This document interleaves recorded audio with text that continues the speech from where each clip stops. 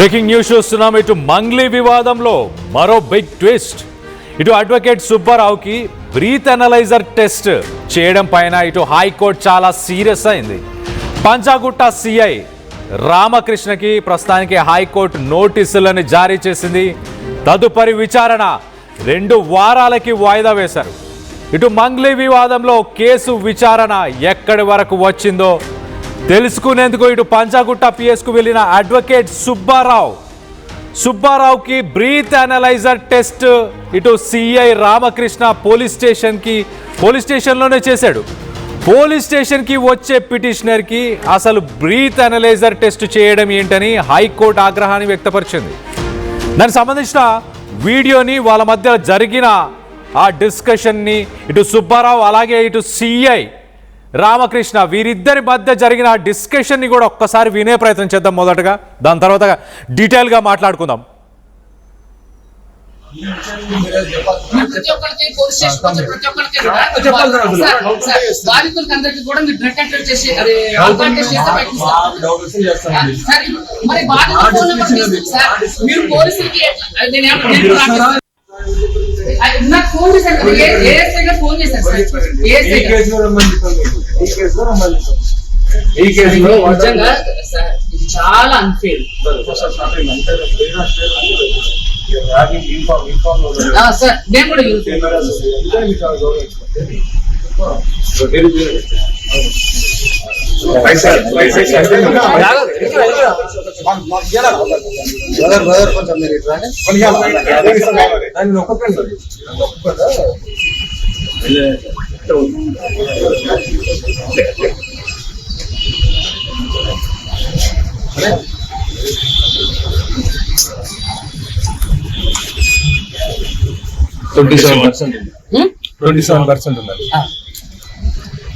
Consumed alcohol 27% సరే తీయండి, ఇదంతా తీసుకున్నాం.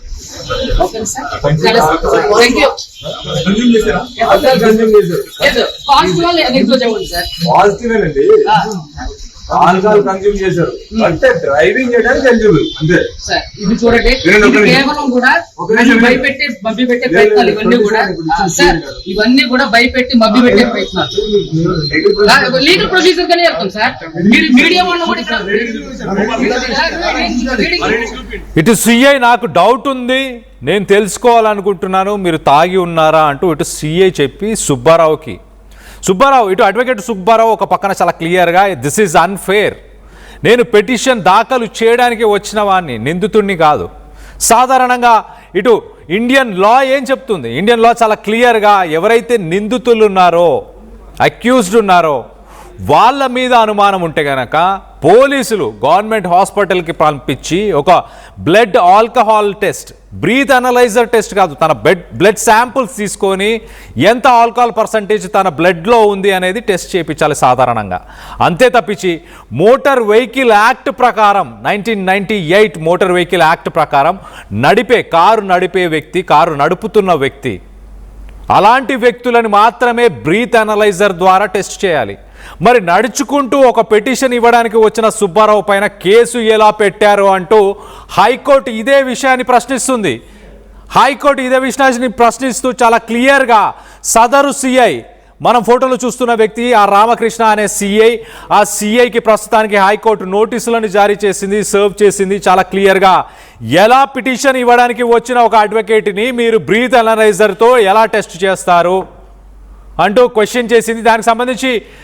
దానికి సంబంధించి మీరు మాట్లాడాలి, మీరు రెస్పాండ్ అవ్వాలి. ఈ కేసుకు సంబంధించిన డీటెయిల్స్ కూడా అన్నీ పొందుపరచాలి అంటూ ఇటు సిఐకి హైకోర్టు నోటీసులను జారీ చేసింది. మరో పక్కన ఇటు బ్రీత్ అనలైజర్ టెస్ట్ చేయడం ఏంటంటూ హైకోర్టు సీరియస్ అయింది. ఈ ఘటనపై పంజాగుట్ట పోలీస్ స్టేషన్లో ఉన్న సీసీటీవీ ఫుటేజ్ని కూడా భద్రపరచాలంటూ హైకోర్టు ఆదేశాలను జారీ చేసింది. సాధారణంగా ఇలాంటి సీన్లు జరిగినప్పుడు పోలీసులు చేసే పని ఏంటంటే సీసీటీవీ ఫుటేజ్ పనిచేయట్లేదు, కెమెరాలు పనిచేయట్లేదు, డేటా మా దగ్గర లేదు, దానికి సంబంధించిన హార్డ్ డిస్కులు పాడైపోయాయి, ఇలాంటి కారణాలు హైకోర్టుకి చెప్తుంటారు. సో మొదటగా ఆ సీసీటీవీ ఫుటేజ్ని సెక్యూర్ చేయాలంటూ హైకోర్టు ఆదేశాలను జారీ చేసింది.